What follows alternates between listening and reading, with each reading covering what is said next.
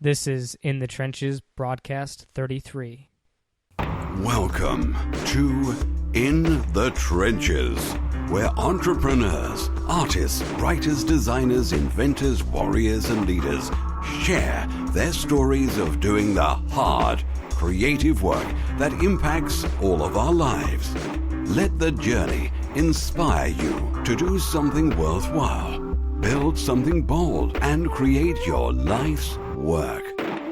And now, your host, Tom Morkis. Welcome back, everyone, to another broadcast of In the Trenches. Today's guest is David Nihill, founder of funnybiz.co and author of Do You Talk Funny? 7 Comedy Habits to Become a Better and Funnier Public Speaker. David's been interviewed and featured on major media for his work in comedy and specifically how to apply comedy strategies, stand-up comedy strategies, to your business, both speaking and writing. And just some of the places that David's been featured: Inc., Fast Company, Lifehacker, and Forbes, just to name a few. And honestly, I brought David on here because he's releasing a new book, and I want to spread the word about that, but also to dig into his story, how he got into comedy, and how that applies to business. So, David, it's an absolute pleasure to have you on In the Trenches, and thank you so much for being here. Yeah, thanks for having me. So, let's start out. Tell us a little bit about yourself, your background, and what you do. Well, yeah, at the moment it's been a lot of introducing comedy into the world of business, which has been a lot more fun than what I did traditionally, which was originally I came to the US, originally from Ireland, born and raised in Dublin, and moved to the US working with the Irish government, consulting, helping startup companies expand in the US market, which sounds fun, but it wasn't. It was a lot of PowerPoint and a lot of Excel, like you might imagine with traditional office jobs. And if I wasn't bored enough with that one, I went on to work for PricewaterhouseCoopers afterwards, and a mergers and acquisitions division, which was a hell of a lot more PowerPoint and boring presentations. So I think the whole time there was definitely a seed being planted that business was a realm that should have a lot more fun, enjoyment, and pleasure for the people that were in it. Everybody within business seemed to be agreed on that, but very few people seemed to be actually applying these things or have a workable, actionable strategy how to do it. And Funny Biz was kind of born out of the idea of that, which is the company I have at the moment. So that's been taking up my time lately, apart from writing books, which you know well about as well. Yeah, so before we get into the book, which we will in a little bit, tell me about why you entered. So but to do this, so your background is not in comedy, is it? Definitely not. No. I'm certainly. I mean, I think all Irish people are in the same boat. We certainly like a good joke, and we like sharing a story, and we like making fun of people. But yeah, no professional comedy, no background working knowledge of comedy, other than the same as anybody else watching it on TV. So how did you get into it? And I guess to back up, so you were in a lot of meetings, a lot of PowerPoint slides. They were terrible or boring. I know I've been there myself. And you said it would be a lot more enjoyable, a lot more beneficial, maybe even easier to learn this kind of stuff and apply it if the presentations were funnier. So I'm going to go become a stand-up comic? Yeah, no, not quite. So that one was very, very involuntarily. It started on a sad note. So I had a very good friend of mine who suffered a serious spinal cord injury. And unknown to me, and I think most people out there, when people suffer a spinal cord injury, a lot of the rehab they go through to try and recover is never covered by insurance companies, or certainly very seldomly. And so they wanted to organize a fundraiser for him to raise some funds. I came up with the idea that it should be a comedy show to kind of lighten the mood and give everyone a few well-needed laughs. And it was based on the fact that my old next-door neighbor was a touring, very funny stand-up comedian. So we asked him to do it. He said he would. There was one missing ingredient that I wasn't anticipating. All my friends didn't really know me as a guy who was afraid of public speaking, which I certainly was, but I just hadn't told anybody. And they really insisted that I host this event because I came up with the idea. So I was so nervous about it and so worried. I really wanted to prepare. I think it was probably the first presentation or first stage presence or performance in any way of public speaking that I ever properly prepared for. And I did that by studying techniques of stand-up comedy. Because in my mind, stand-up comedians were the best presenters, the most engaging presenters, and they were also the ones to face the most challenging conditions. They're pretty much, their performance is assessed about every 12 seconds, which is quite different to the world of business, as you know. Okay, so so you jump into this. Where do you begin? Do you actually start doing stand-up right away? Yeah, I didn't. I started reading actually. I'm a bit of a madman when it comes to reading, as you know. So I'm kind of always buried and surrounded by books. I read a lot around it. I watched a lot of TED Talks that incorporated humor a lot. I read a lot of psychology orientated books. So I read a lot on public speaking and performance in general. And then I read a lot about stand-up comedy, in around humor, writing, engaging presentations, and tried to put it all into effect. But yeah, I actually went and did some stand-up comedy. I started going to open mic nights, which was pretty harrowing.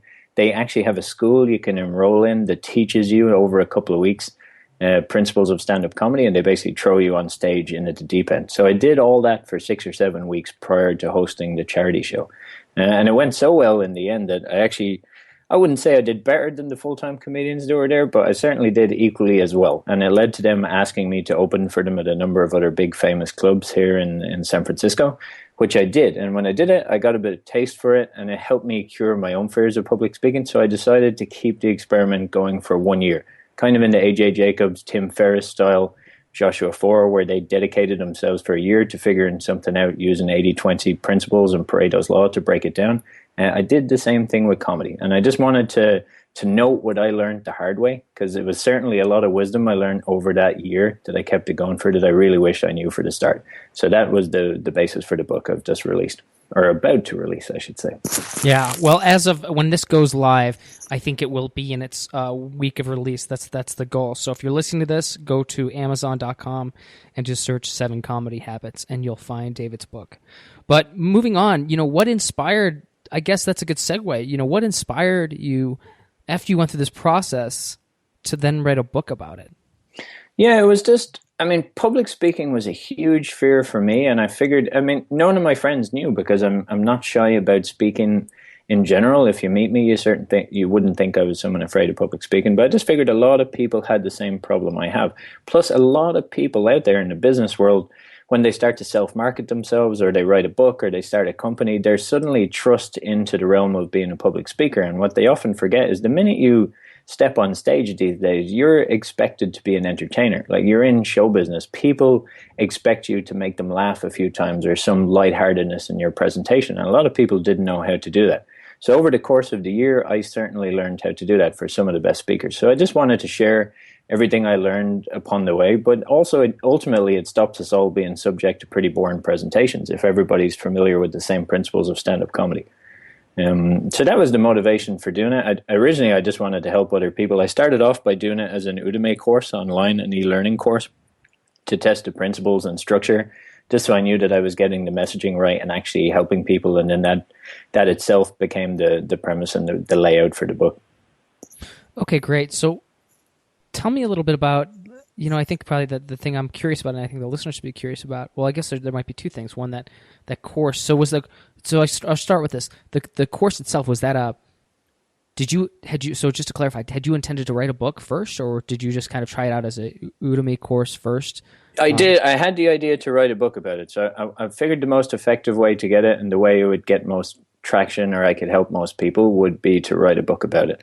I didn't quite know the best structure to write that book, or the chapter structure. So I was wondering and searching, was there any way of testing that interactively as I was writing it? So the idea I had was to put it together as an e-course. That way I could experiment with different names and titles and structures and reach out to people and get interactive feedback as I went along. So what made sense to you? What didn't make sense to you? Do the chapters flow? So I think for traditional writers, that may come in an afterthought as an editorial process and a restructuring. But for me, it actually managed to be a work in process with actively live readers. They were just engaging the content in a different form. They were listening to it, but it was still the same basis of the book. Interesting. So yeah, I think that course now has just over 4,000 people signed up, which surprised me a lot. But it kind of proved nearly proof of concept, and it proved interest in the topic area. And it proved to me that there was definitely a problem there that a lot of people don't like admitting to, that they're afraid of public speaking. And there was certainly an aspiration there that most people, it's like asking them, do you want to be better in bed, or do you want to be a better driver? Most people want to be a little bit funnier.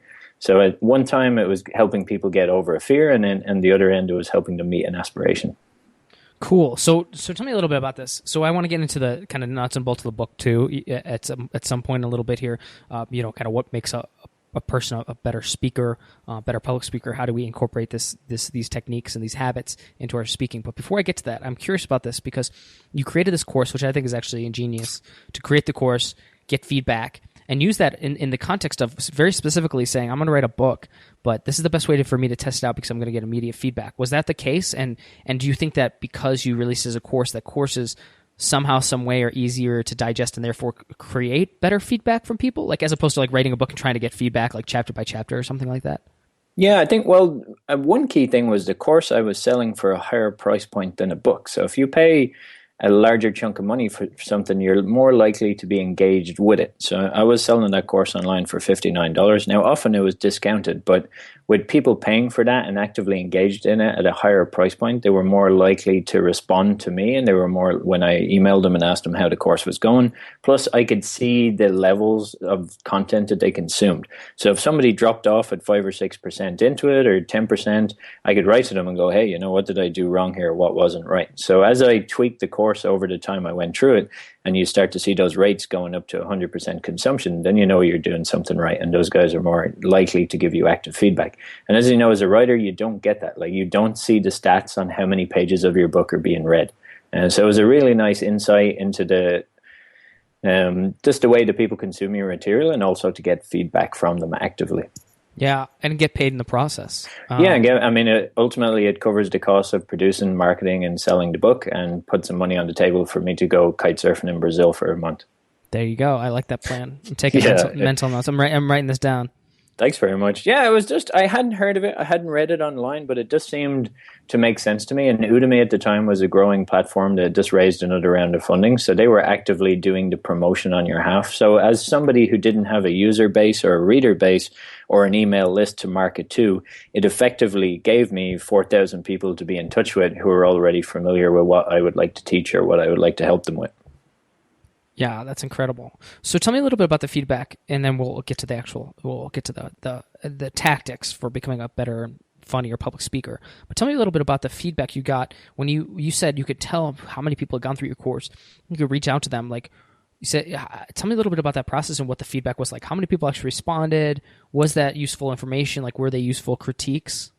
Yeah, they were, actually. It was good, especially on the examples I provided or the short stories I provided. The difference a little bit in the e-courses is people really want to see you in there. So actively, and originally what I had done was just record my voice over a SlideShare presentation, which wasn't much effort to put it together on my behalf.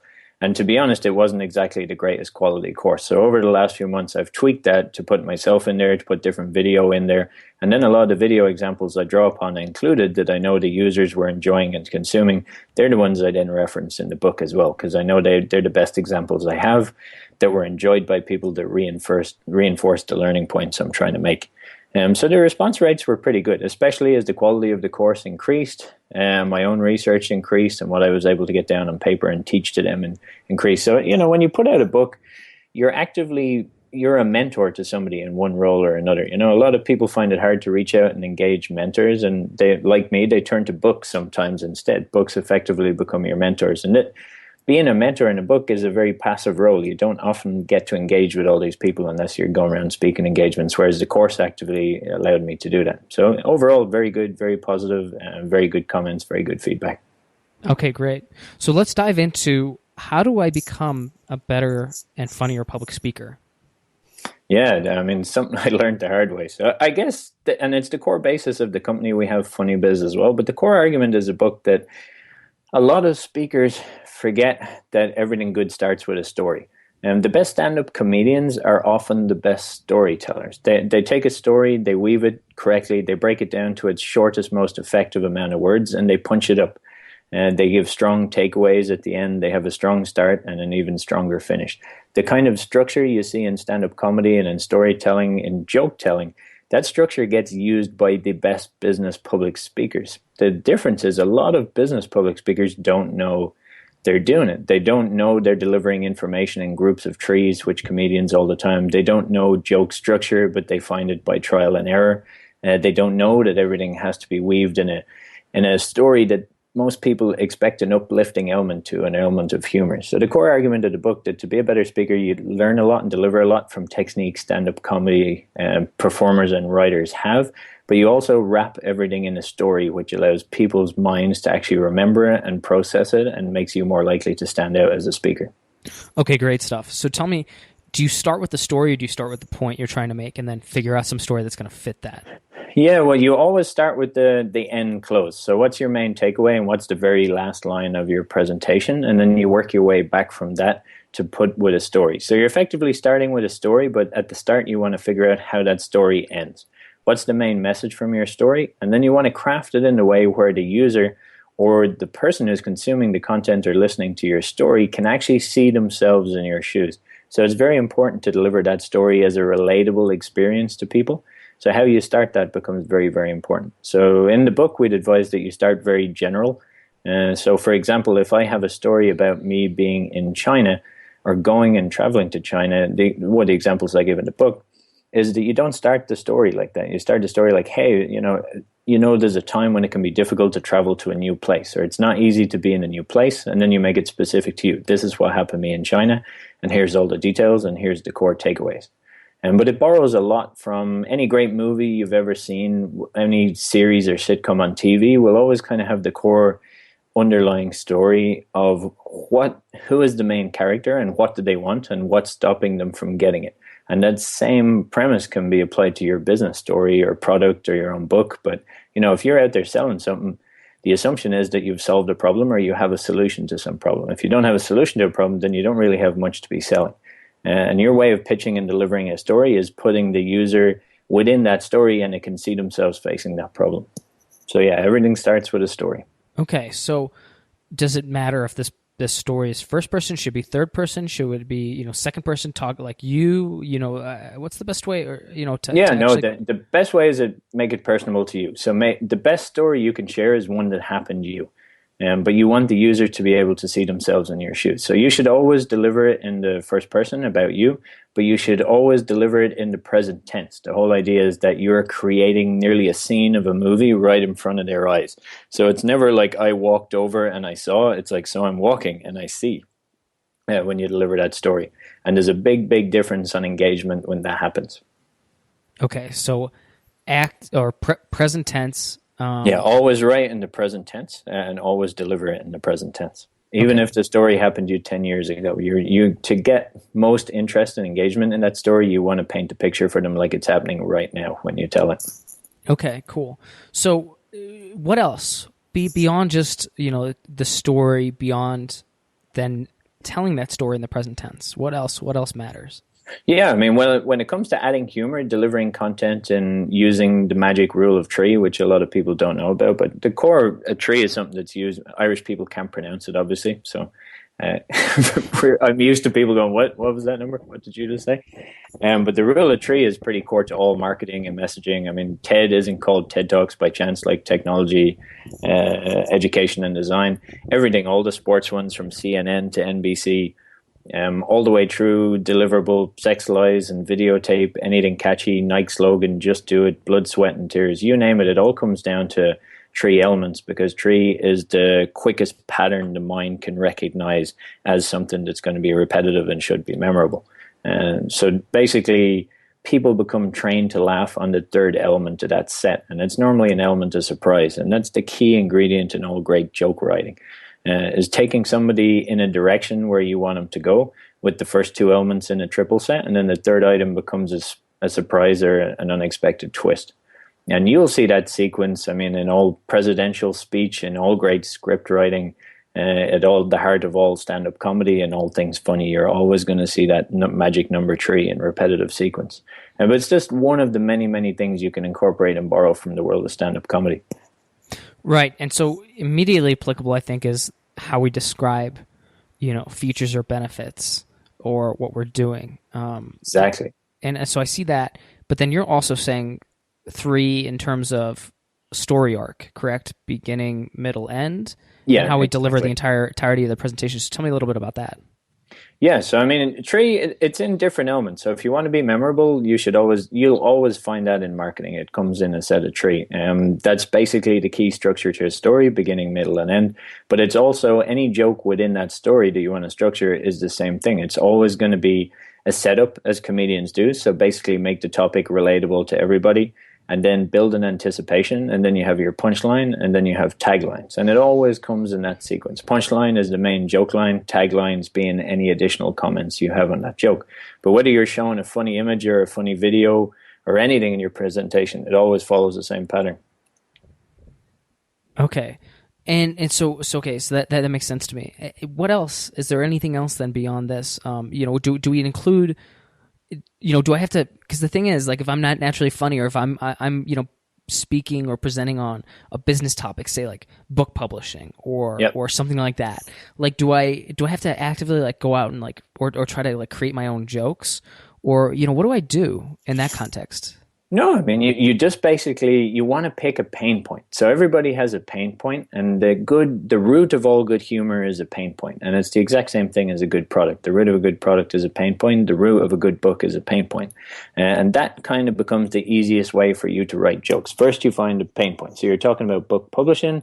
What are the pain points around that? And you'll find likely that a humorous story describing your pain point and how you solved it is a great way to open that talk or presentation and make it relatable to people.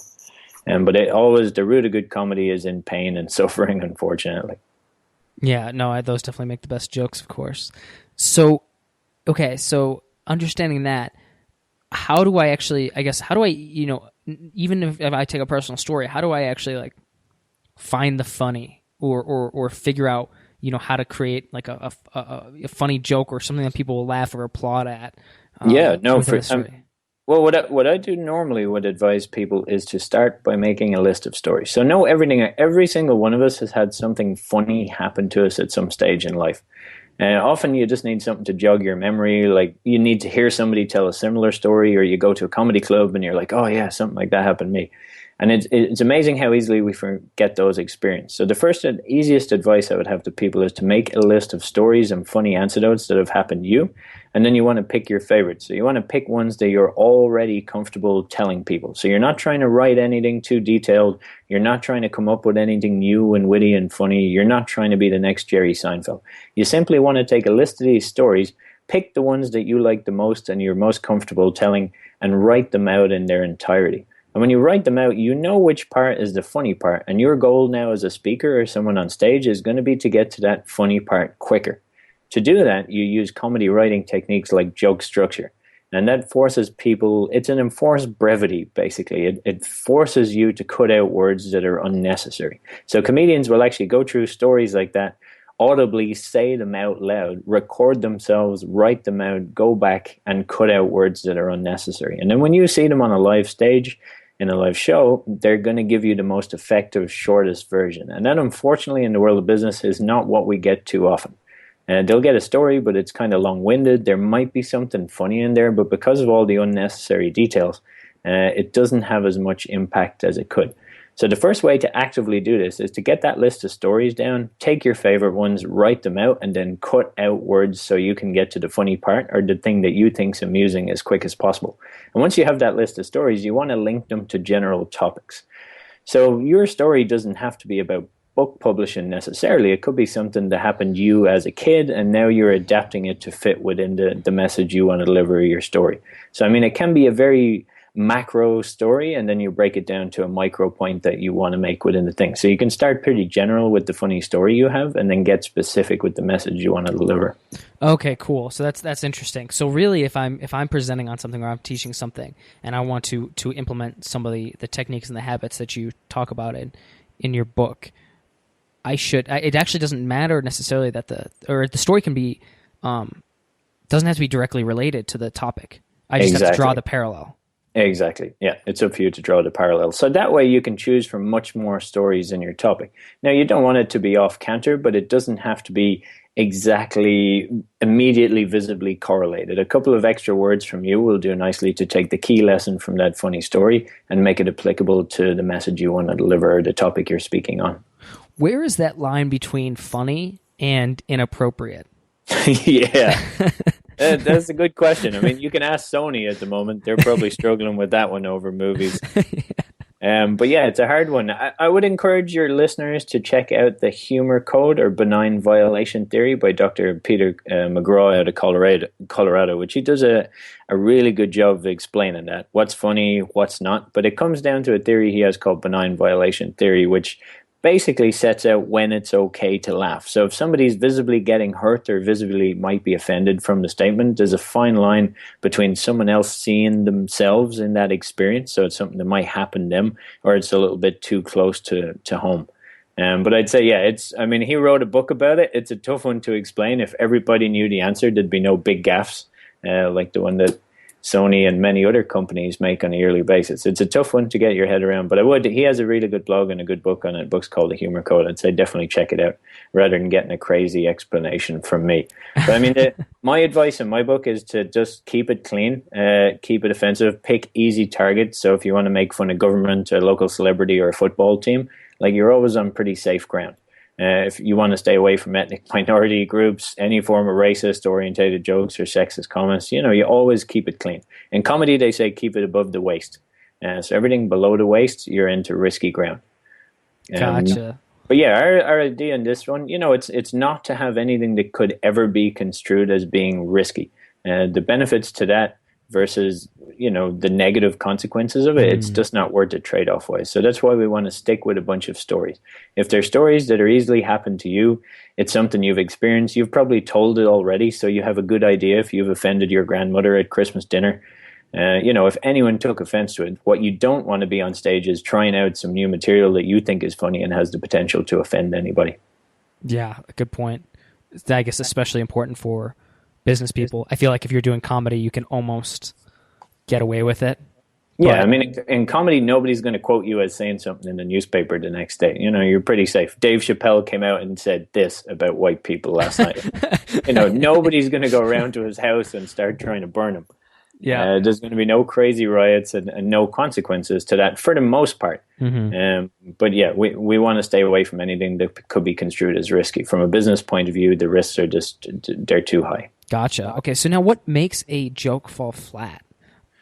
Yeah, I mean, a lot of things can do it. Your delivery of it can be one. I mean, the room itself. So how the audience, have they been laughing already? Has the person that went on before you bored the pants out of them, are they engaged in any way, shape, or form? So it's a kind of mix of your delivery, the surroundings. Some places just aren't too conducive to a lot of big laughter. If you're in a venue, traditionally a conference venue is really high ceilings. It's in some rented hotel space.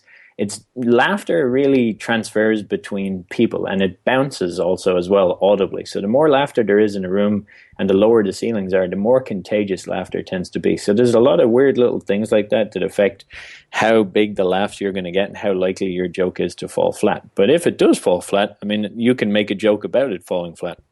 So comedians don't worry about a joke falling flat. They will simply acknowledge it. So a great technique for all public speakers is to vocalize the likely thoughts of people in the room. So they call that calling the room. So if you told a joke and it's rubbish, you just say, oh man, that joke worked best yesterday, much better on my dog. Or my mother really likes that one. Don't know what's wrong with you guys today. And just pause for a second and they'll laugh. Once you recognize that your joke didn't work, they'll laugh at you because of your efforts. The only problem with a joke falling flat is when you think it went really well in your mind and just keep going as if you're the funniest person in the room. So an important element here is recognizing your stories, your words, and their impact on the audience. Exactly. Yeah, and comedians will call that calling the room. So they will always vocalize the likely thoughts of the audience at any given occurrence in the room. So if somebody falls over when they're bringing a drink or drops something or a fire alarm goes off, or something strange happens in a room, the temperature is too high. If there's something people are likely thinking, like if you spilled a coffee on your shirt before you went on stage and they can see that stage, anything visible, anything strange, you need to address it. So for me, when I start talking with an Irish accent, I know they're going to be confused for the first 30 seconds. Some of them are going to be wondering where I'm from. Some of them are going to be wondering if I'm drunk. Some of them, they could be wondering anything. There's a million thoughts in their mind, but the most obvious thing for the first 30 seconds about me is either my physical appearance, what I look like in any way, or my voice. So what's wrong? What's a little bit different about this person? So it's up to you to address the obvious and then move on to the key messages you want to have. If you don't do that, you don't get as much attention to the actual words and the message you're trying to deliver. Do the same rules apply to writing, or is it different in some way, shape, or form? Yeah, I guess they do. The key argument in the book is that a lot of comedians aren't naturally funny. So they learn by trial and error. And as they improve their stand-up comedy, at the root of that is always the improved skill of writing. So being a good comedian and being funny always comes down to mastering the skill of writing, to being more efficient in your writing. Now, that writing for live delivery and for in a book, for example, are a little bit different. A book will paint a picture in a much more detailed manner to draw in the reader, whereas stand-up comedy tends to get to the point a lot quicker because you have a very short form amount of time. So I guess my argument in the book that is traditional keynotes are dead. I expect them not to last much longer. 45 minutes to an hour is just too long in our modern worlds with all the distractions we have available to listen to somebody for a long time. TED recognized that, and their talks were originally 18 minutes. Now you're seeing a bunch of talks from them between 8 and 10 minutes. 10 minutes is the amount of time that your brain starts to wander, that your focus diminishes. And the best public speakers know that they have to re-engage people at around the 10-minute mark. So my argument in the book is that if you learn these enforced writing techniques that stand-up comedians have mastered over the year and use them, you're a lot more likely to be well positioned to deliver a more engaging, short-form, impactful message within a reduced period of time, which is probably what you're going to likely to get in the future stage time-wise. Good stuff. Okay, great. Well, Dave, we're already hitting the 30-minute mark, so I kept you about 10 minutes longer than I told you that I would. So that's all right. I'll forgive you. It's tough to stop us Irish people talking, once we get going. No, it was great stuff, man. I really appreciate it. But before we let you go, one, it was obviously great having you on here and giving us your info and teaching us about this, because I think it's incredibly useful for myself, and I'm sure the listeners feel the same way. But that said, it's probably, I think we're just scraping the surface here. I think people should check out your book, but where else can people find you, and where can they find your book? Yeah, they can find the book online, so go to 7comedyhabits.com. If they're listening to this just when we brought it out, they can grab a free copy for the first couple of days if they're within the first few. I'm available, David, at funnybiz.co, or you can check out our company, funnybiz.co. We run a series of conferences, and we also have a platform that allows people to submit content and benefit from the skills of a bunch of comedy writers to make it more entertaining if they can't do it themselves. But yeah, I'm pretty easy to track down. Perfect. Well, David, it was great having you on, man, and thank you so much. I hope your future career in comedy goes well, and you keep making people laugh and educating them. Thank you very much. Thanks for having me. And that wraps up another broadcast of In the Trenches. If you're interested in checking out the show notes, just head over to tomworkus.com/podcast to see our latest episodes.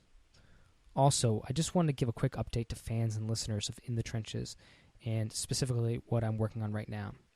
For the past 2 years, I've been publishing books, my own and others, through Insurgent Publishing, my boutique publishing company.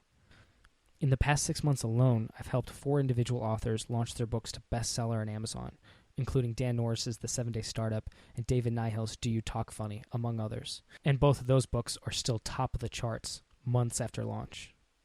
I've learned 2 important things from all this. Number 1, that people still read books. And believe it or not, they're willing to pay for the good ones. And number 2, the $60 billion book industry is only getting bigger, and the barrier to entry is only getting lower, which means access to this market has never been closer to the average writer, blogger, or author. It is literally within the grasp of anyone who wants it.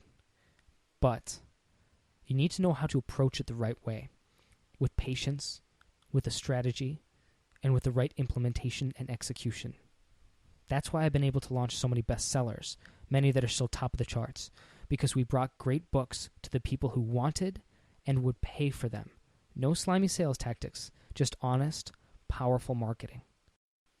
Now, I want to show other authors and publishers how to do the same. 4 months ago, I launched the pre-beta to a new super secret platform called Publishers Empire. In that time, I've helped a dozen authors and publishers start to bring their ideas to life. And with their help and feedback, we've quickly developed what is, in my opinion, the best, most comprehensive publishing training platform in the world. And now I'm getting ready to open the doors up to a few more students. So if you're interested in being part of a tight-knit family of publishers who help and support one another through their writing and publishing projects, if you want access to over 100 HT training videos to take you through the writing and publishing process, if you want access to proven copy and paste book marketing and sales copy, stuff that we've used to launch bestsellers, and if you'd like professional book covers and templates you could plug your own work into and look like a pro in minutes, and if you'd like all of that while getting the chance to be mentored by me, check out publishersempire.com and sign up to be notified when we launch. That's www.publishersempire.com. I hope to see you there. As always, this is Tom Morkis. If you're listening to this, you are the resistance. Thank you for listening to In the Trenches. Your creative work doesn't stop here. Join the resistance, the small but growing army of entrepreneurs and artists putting a dent in the world at www.tommorkis.com. Never fight alone. Join the resistance.